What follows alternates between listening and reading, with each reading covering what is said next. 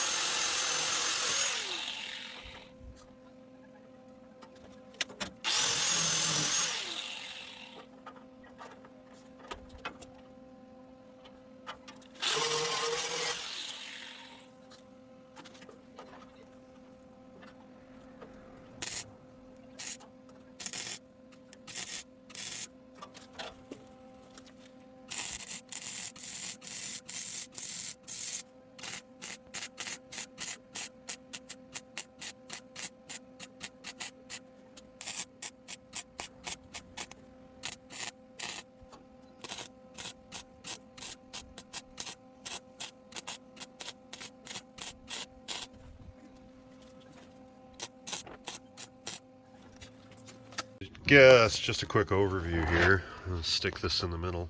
I added this little corner on. Obviously we already had the corner here. And we had that piece on, welded up to there, off camera. Before I thought to turn it on, I got the piece welded onto this side, got some new wire. And then I went through and there was actually a formed lip here, like a bead roll on the bottom of this, which without it there, that piece actually gets really flimsy. But the thing is, even with that lip, it didn't matter. This whole car, like you twist it and it would move. So back to bracing. Now that I've got these pieces on here, I'm comfortable bracing it. I ran a tape measure up to my corners. I double checked all my measurements every time I do something. And I got that all square. Made sure it was sitting where I needed it to, and just welded. Diagonal triangles are your friend. Triangles will hold its shape. Squares do not. You know, don't rely on a brace if it's set up like a square. Always triangulate. So with those in there, that'll hold that square. And I can start working on some bracing up here, up into the inner door, up into the inside of the window, both sides up here. And from here, sitting like this, you can see where the driver's side, the right of the screen, is actually sagging. That's something to do with how it was all attached up in here. So what I need to do is get this side square that's right, brace it, and then cut this side free along that weld there. And I'm going to lift the trunk lid and tweak this fender in until it lines up. And that'll square off the back end. I'm not quite sure where I'm going as soon as I stop this video clip, but we'll get some more work done here. So it's tough sometimes to film in here while I'm working, but what I've been doing is going through some of these joints that I've cut while I'm moving stuff around, stuff like up in here, started just stitching them back together because these pieces were flopping all over the place. There was no structure to them. I needed them held into place to start my bracing. It's just trying to get the camera in here while I'm working is near impossible. But try really hard to be considerate to my neighbors. So I got one or two more cuts to do in here, and then I got some quiet work I want to show you guys, and One of the things that I want to get started on, I kind of hinted at it on my last video, but I'm going to break out some tools and start to show you what I got going on here. Okay, so I kind of alluded to it a little bit. I talked about the bracing and stuff in here.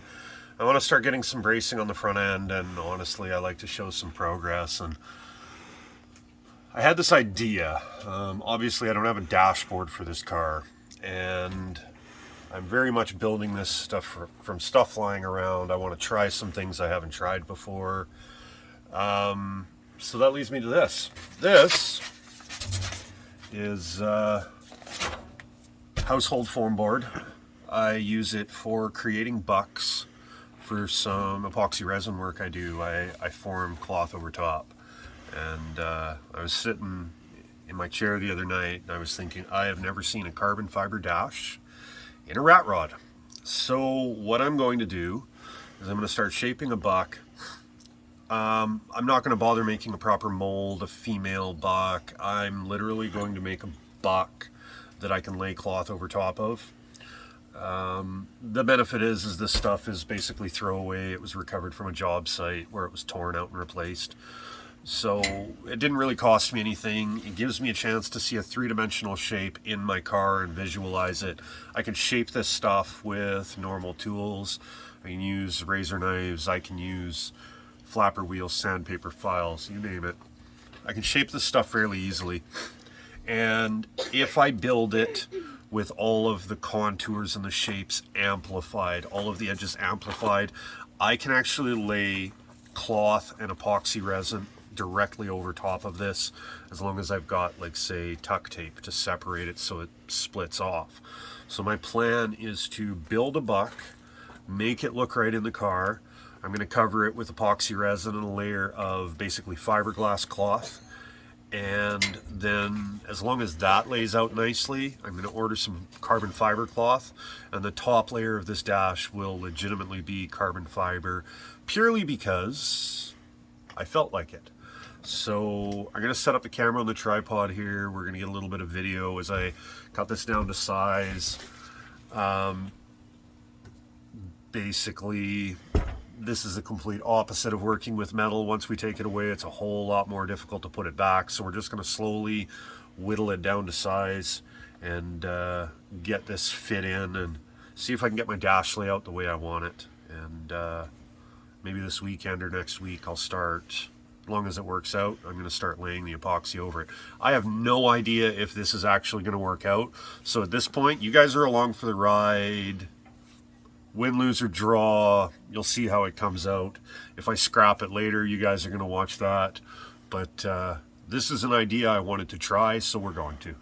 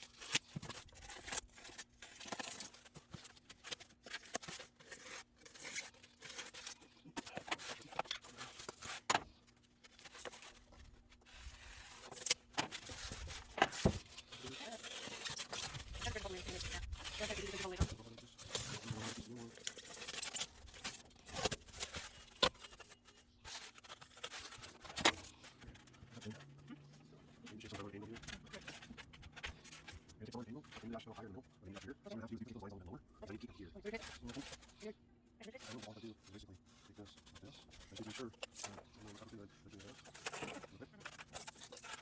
So put that there, and then basically on top. This one take one down. That's 1 3/4. So something like that. So something like that should be close. All right. Should be close. Oh yeah, here, see.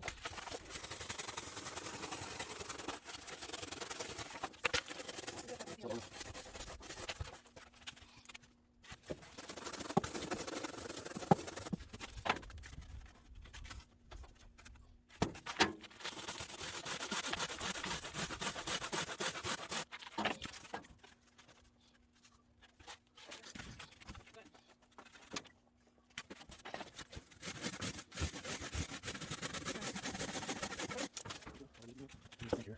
Almost there.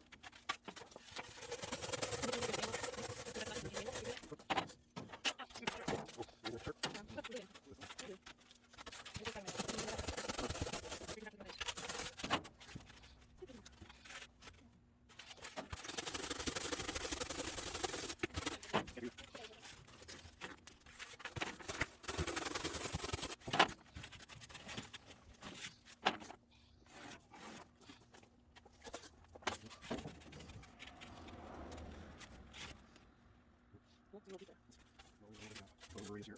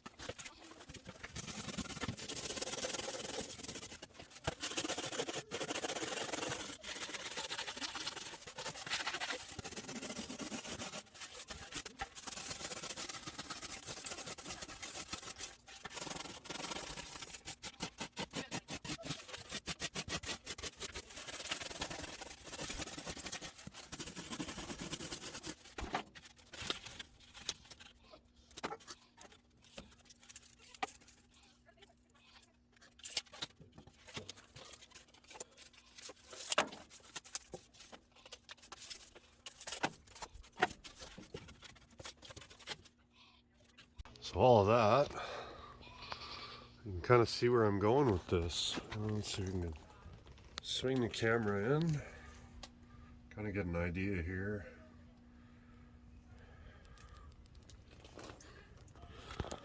Now, obviously, this space here, I get a size 14 foot. I don't have a whole lot of room. If that would have been left all the way down to that, I wouldn't even have gotten my boot past. But I do need room for gauges. I got to make sure that I got enough room. I'm going to put a little bit of a dimple for the column because I'll tuck it up tight. It looks like it belongs. And my gauges will probably end up in the middle. I'm going to spend a little bit of time here and lay out some gauge layouts. I'll do that off camera. You know, I don't want this being a million hours here, but this is kind of what I'm after, and it's actually taking shape basically exactly how I had hoped. And this is kind of my plan. Obviously, gauges in the middle here, the outline around that, and this outline around here, I want as recessed panels, so I'm actually going to grab some tools. I'll dig them out a little later tomorrow morning, and I'm going to build that recess into there and do a bunch of body work on this, essentially finish it out and get ready for resin. Just a pull style headlight switch and ignition switch. I got room for one more here. I got a blank spot on that side of the dash that'll probably stay blank. You can see this kind of shaped so that it flows up and in without protruding too far. I might have to add a little bit of material here just to kind of finish out the look that I'm after. I haven't quite figured out exactly what I'm doing there yet, but that's where the column should sit. Gives me just enough room to get my hands past the steering wheel.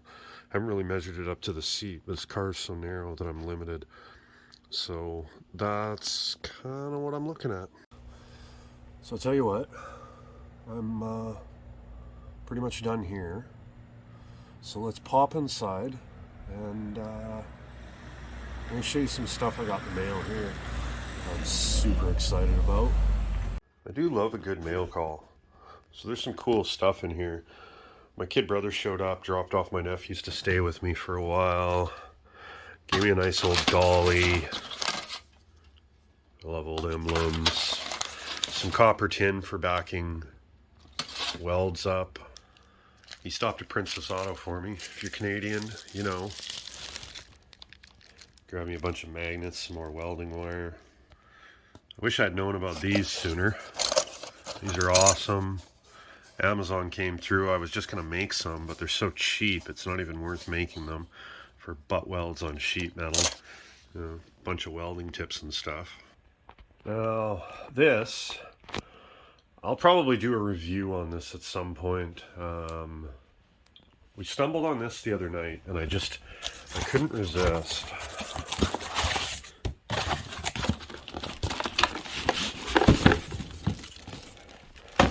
Not the cutest little machine ever. So this is a 110 volt plasma cutter. Runs on about 60 psi, and they say it'll cut 2/5 metal, so what, 3/16 cleanly. Torch, ground, everything here. This isn't even the size of a 12 pack. The best part is that this little plasma cutter with everything was only $140 Canadian. So what is that, about 20 bucks US?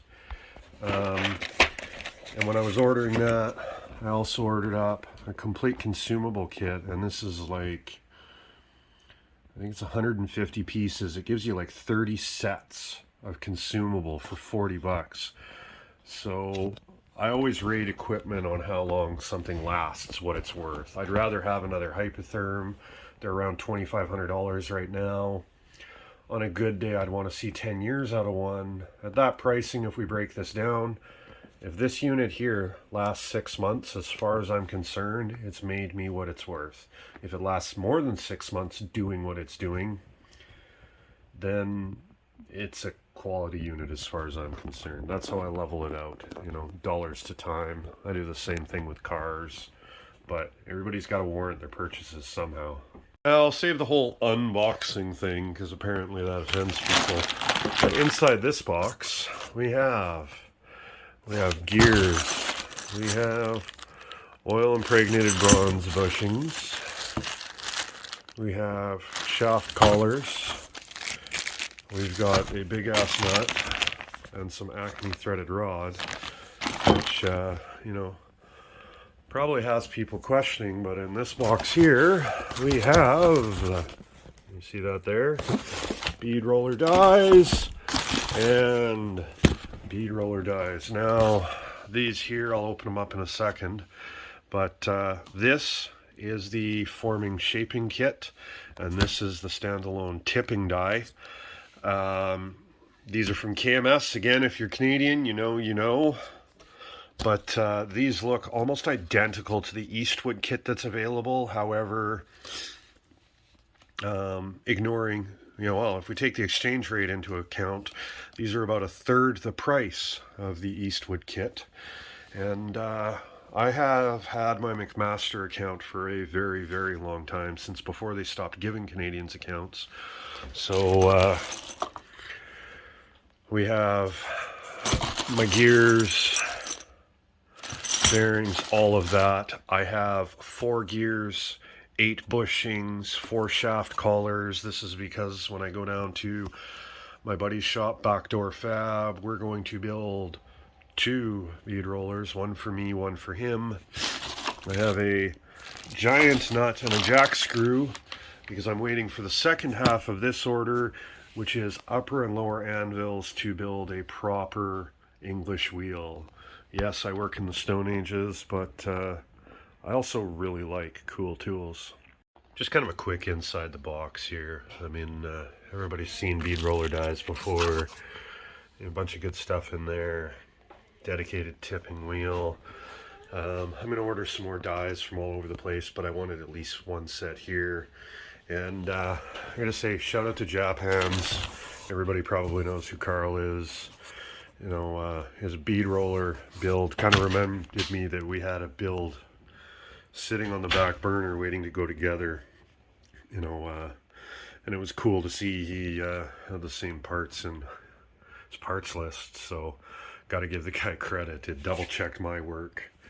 But yeah, so next month, this is coming up pretty quick. We're going to go down and build both of these. Some other stuff's coming. This is exciting. And I got to go give my compressor an oil change and seal up a leak. It's not a great big compressor, but I need to fix it up so the kid can use all the air tools and stuff. But this is kind of cool. Just straight out of the box. The screen is marked up to 8mm even. And I mean, it feels like a nice unit. I gotta read the book. But even the torch, I've seen some pretty horrible Chinese imported tools, but like this doesn't feel tacky or crappy at all. I did a little reading, and that PT31 torch is kind of standard for these offshore ones, so the consumables are cheap. They're easy to get. It's braided line instead of just crappy rubber stuff. Like, coming out of the box, I'm impressed. Hopefully I'm impressed with how it works as well. I don't know if that'll be on this video. This is all right at this moment. We'll see how it goes today. But I'll have video of this coming up pretty quick for sure. And on that note, this is where we're going to leave it off today. Now, I made a ton of headway. Man, it always feels like it's not enough that we got done. It always feels like I want to be further along, and that's what continues me to push me harder. I mean, we're past dark here. I'm out here shaving foam with a rasp. I got some bracing done in the back of the car. I got some gussets in, and I got to start on my dashboard, which is pretty important. Kind of give me an idea of where I wanted things to be. Once I have that shape finished, I can actually brace behind the dashboard. All that's pretty important. That's all stuff that's got to be done. So, I mean, it's not a ton of headway, but it's a lot of headway. Either way, you guys are along for the ride. So I'll tell you what, if you enjoyed the video, do me a favor, subscribe to the channel. Somehow I want to make a big push. I want to reach 1,000 subscribers before the end of the summer. It's almost the end of July. Hell, it'd be nice to reach 1,000 before the end of July, but we'll see what happens. Anyways, subscribe to the channel, like the video, shoot me a comment, tell me what you think about the carbon fiber dash idea. Like it, hate it, whatever. I've never tried quite this approach before, so I want to see how it pans out. Worst case, I scrap it and cut down a 59 in pallet dash and be just like everybody else, but it's not quite my style. So yeah, do the whole YouTube thing, and I'll see you Monday for a CAD video. I'll catch you on the next one.